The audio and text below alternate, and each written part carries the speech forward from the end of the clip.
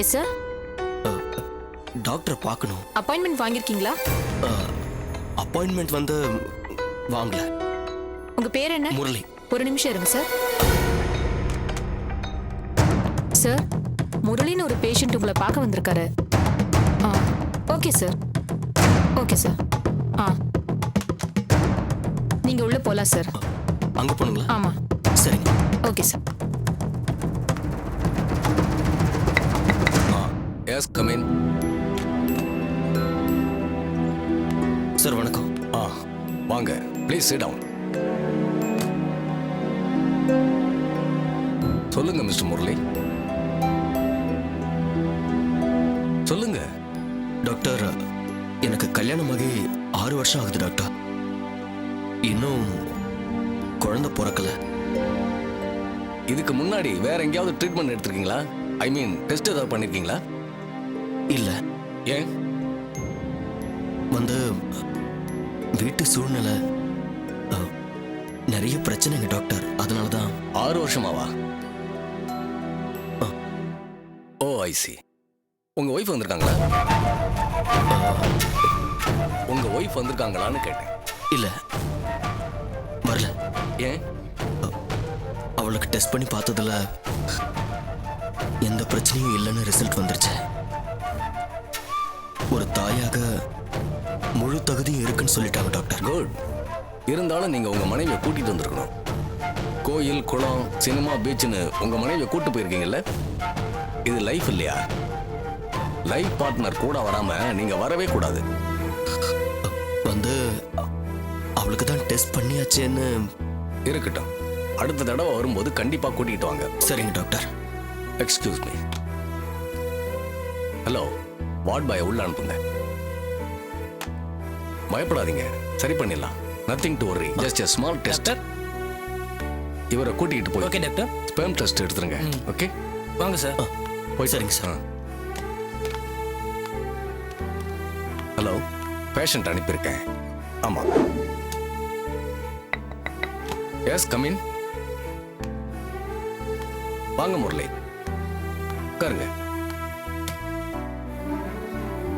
Well mister Murali, உங்க test ரிசல்ட்ஸ்லாம் இன்னும் 2 டேஸ்ல வந்துடும்.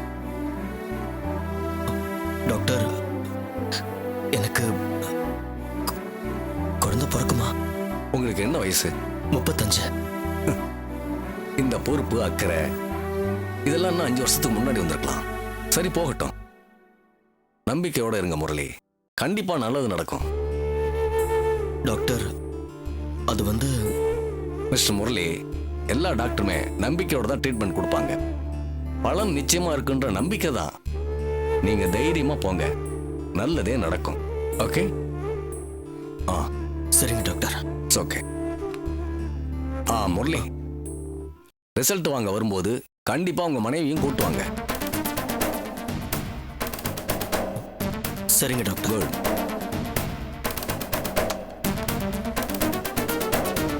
ஹலோ, அடுத்த பேஷண்ட் அனுப்புங்கம்மா. மேடம். Yes sir. டெஸ்ட்டுக்கு பணம் கட்டணும். 1200. உங்க நேம்? முரளி. முரளியா?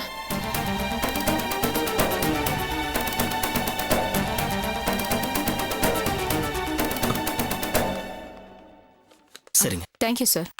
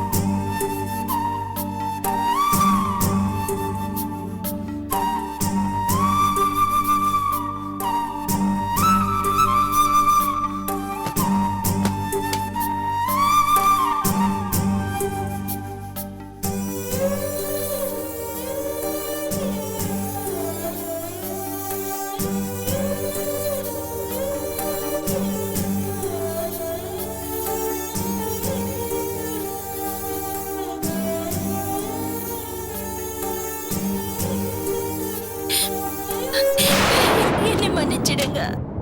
ரஞ்சனி, என்ன இது? எந்திரி. என்ன இதெல்லாம்? என்ன மன்னிச்சிடுங்க.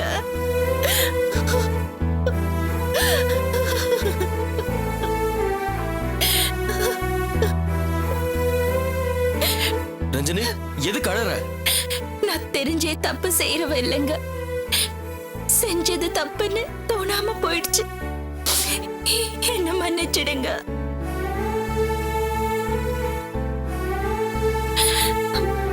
மது வற்புறுத்தி கூப்பிடும்போது முதல்ல வேண்டான்னு ஒத்த காலுதான் நின்ன. கடைசி வரைக்கும் அப்படிதான் இருந்திருக்கணும். அப்படியே இருந்திருந்தா எந்த பிரச்சனையும் வந்திருக்காது. வாழும் மனசு. அட, நமக்கு ஒரு குழந்தை பிறக்கணும் தானே. இந்த பொண்ணு இப்படி மெனக்கெடுறான்னு ஒரு நிமிஷம் எனக்கு தோணுச்சு. என் மனசுலயும் ஒரு ஏக்கம் இருந்ததுனாலயோ என்னவோ எல்லாம் சேர்ந்து நான் அப்படி ஒரு காரியத்தை பண்ணி தொலைச்சிட்டேங்க. என்ன தயவு செஞ்சு மன்னிச்சிருங்க.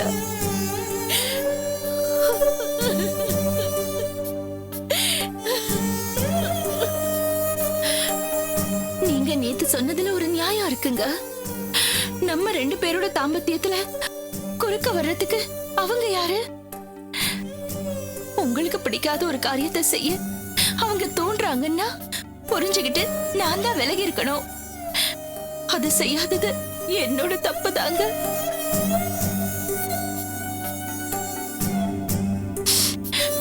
ஆனா ஒரு விஷயம் சொல்றேங்க, சத்தியமா உங்களை அவமானப்படுத்தணும் நான் அப்படி எதுவுமே செய்யலைங்க. கனவுல கூட அப்படி ஒரு நினைப்பு எனக்கு வராது. ஆனா உங்க மனசுல அப்படி ஒரு நினைப்பு விஷமா ஏறிடுச்சு பாருங்க. அத தாங்க என்னால தாங்கிக்க முடியல. என்னால தாங்கிக்க முடியல.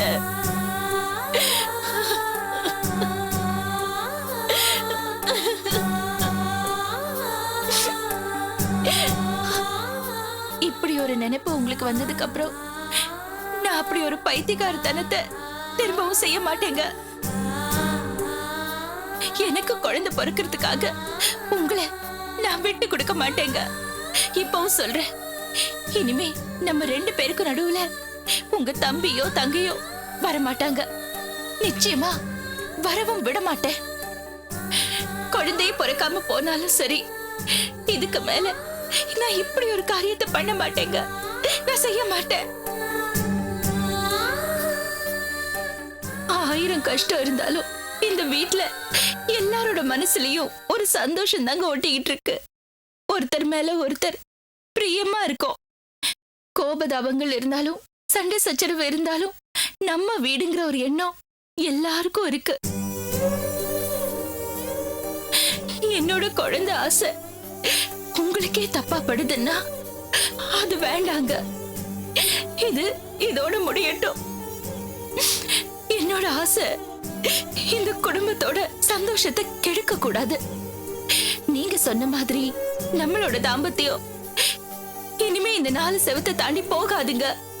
போகவும் நான் விட மாட்டேன். ஒரு நிமிஷம்.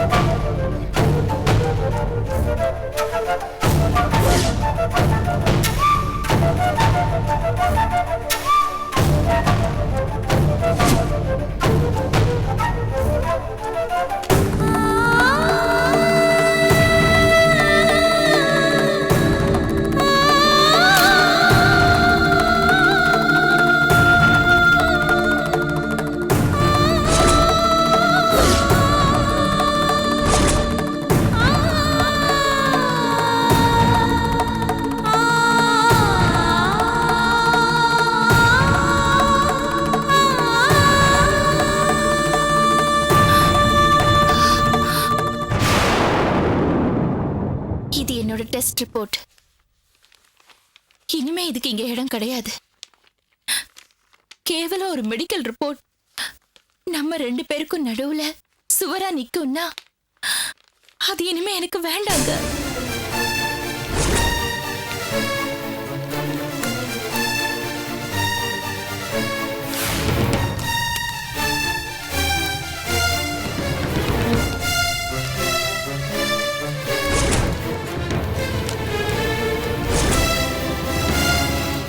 அவ்வளவுதாங்க, முழுசா எரிஞ்சு போச்சு.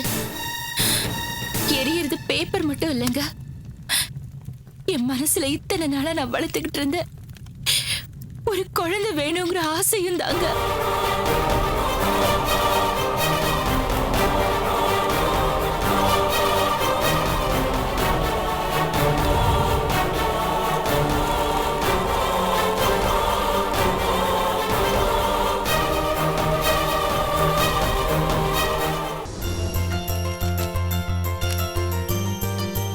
சூர்யா, என்னம்மா? புஷ்பா டாக்டர் கிட்ட அப்பாயின்மெண்ட் வாங்கியிருக்கா.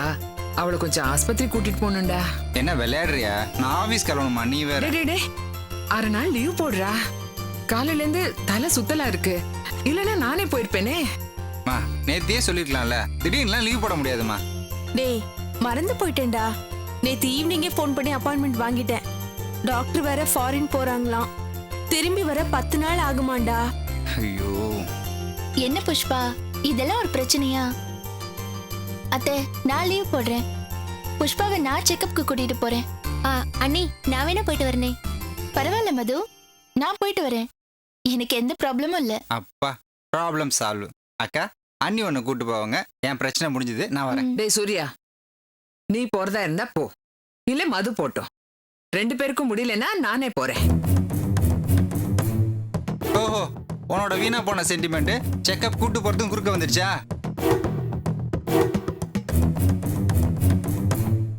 ஏமா, உன் மனசுல என்னமா நினைச்சிட்டு இருக்க? நீ செக்கப்க்கு அண்ணி கூட்டிட்டு போறதுல என்ன தப்பு இருக்கு?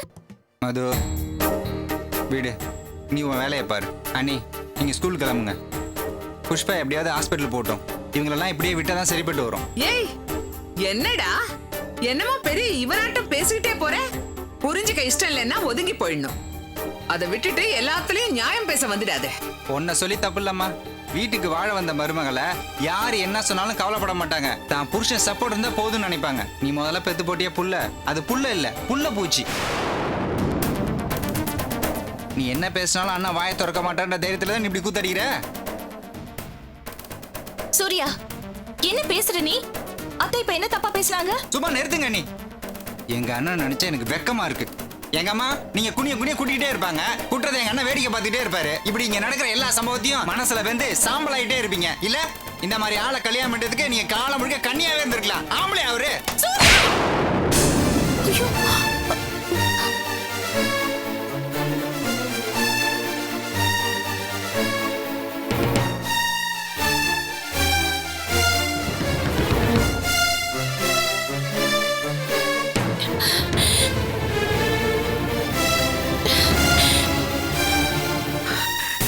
என்னடா என்ன நடக்குது இந்த வீட்ல? யாரு போய் ஏண்டி, தோலுக்கு மேல வளர்ந்த புள்ள, அதுவும் உன்னோட குழந்தை, ஒரு மரியாதை இல்லாம நிதானம் இல்லாம, அதுவும் பெத்த தாய் ஏன் முன்னாடி அடுக்கிற அளவுக்கு போயிட்டு.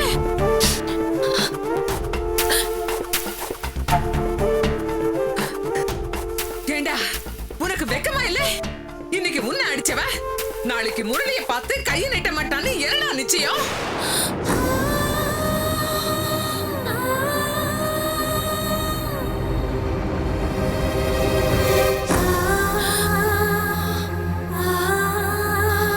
இதுக்கு மேல இந்த வீட்ல இவ சாம்ராஜ்யம் தான் நடக்கணும்னா நான் போயிடுறேன். எங்கயாவது கண் காணாம ஒளிஞ்சு போயிடுறேன்டா, ஒளிஞ்சு போயிடுறேன். நிறுத்துமா.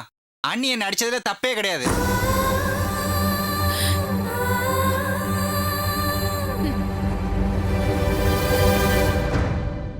ஆமா, என் மேல எவ்வளவு உரிமை உனக்கு இருக்கோ அந்த எல்லா உரிமையும் அன்னிக்கும் இருக்கு.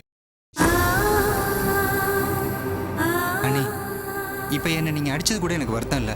ஆனா இங்க நடக்கிற எல்லா அசிங்கத்தையும் எடுத்து போட்டுக்கிற குப்பை தொட்டியா மட்டும் இருக்காதீங்க நீ. அதை நினைச்சாதான் எனக்கு வேதனையா இருக்கு.